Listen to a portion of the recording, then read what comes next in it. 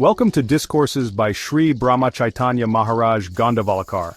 Today we'll explore the February 28th discourse on Pray God Only for Love for His Name, where we delve into the importance of seeking love for God's name above all else, and the transformative power of unwavering devotion. What blessing will you pray to God for? Ask Him only for love for His name and nothing else. Make no mistake in the matter.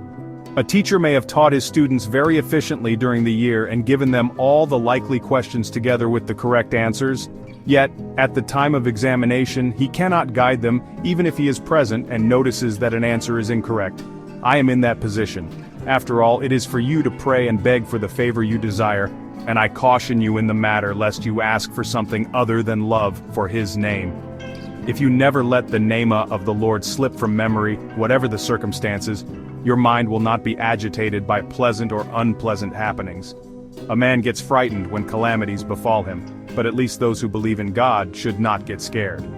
When the father covers his face with a veil to pretend to be a bugbear, the child becomes apprehensive. But once it knows that it is only its father pretending to be a bugbear, it gives up all fear. So too, everyone should remember that all happenings are the acts of God or our Sadguru. This will remove fear and sorrow for unpleasant happenings as well as jubilation over pleasant happenings.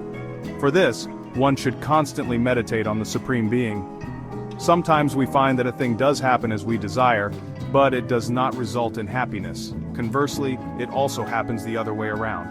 In other words, we cannot judge immediately whether a happening is ultimately conducive to our happiness or sorrow.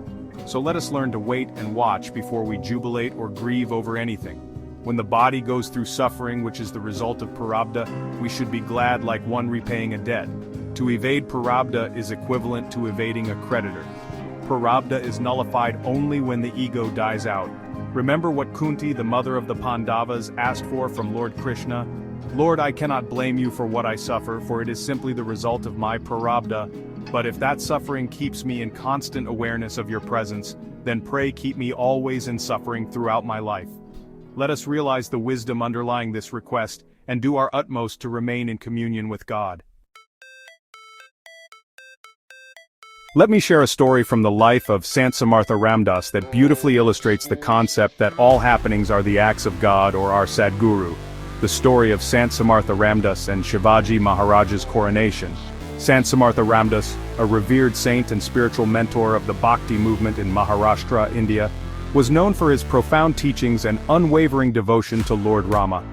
One particular incident from his life beautifully illustrates his belief that all happenings are the acts of God, or our Sadguru. Shivaji Maharaj, the great Maratha warrior and king, was a devoted disciple of Sant Samartha Ramdas. When the time came for Shivaji's coronation as Chhatrapati, he wanted his beloved guru Ramdas to be present and bless the occasion. However, Ramdas, in his deep spiritual wisdom, decided to test Shivaji's faith and understanding of divine will. On the day of the coronation, Shivaji eagerly awaited his guru's arrival, but Ramdas did not show up. Despite his initial disappointment, Shivaji continued with the preparations, trusting that his guru's absence had a deeper meaning. As the coronation ceremony progressed, news arrived that Sant Samartha Ramdas had sent his wooden sandals, padukas, instead of coming in person. Shivaji, understanding the significance of this gesture, placed the padukas on the throne and performed the coronation ceremony with deep reverence and humility. He recognized that his guru's presence was not confined to his physical form, but extended to the divine will and spiritual guidance he embodied. Shivaji's unwavering faith in his guru and acceptance of his absence as an act of divine will demonstrated his spiritual maturity and understanding. Later, Sant Samartha Ramdas explained to Shivaji that the coronation itself was an act of divine will, and that his physical presence was not necessary. By sending his padukas, Ramdas symbolized that the true essence of spiritual guidance lies in the acceptance of divine will, and the understanding that all happenings are orchestrated by God or our Sadguru. This story demonstrates the importance of recognizing that all happenings are the acts of God or our Sadguru. By accepting divine will and trusting in the spiritual guidance of our Guru, we can transcend worldly attachments and experience true spiritual bliss. Shivaji Maharaj's unwavering faith and acceptance of his Guru's actions exemplify the path to spiritual fulfillment and liberation. Thank you for joining me in this exploration of Pray God Only for Love for His Name.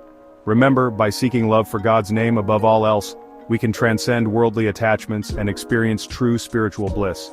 Embrace this practice with unwavering faith, and may it bring you peace and fulfillment in your journey. May Nama bring you peace, contentment, and divine connection in your journey.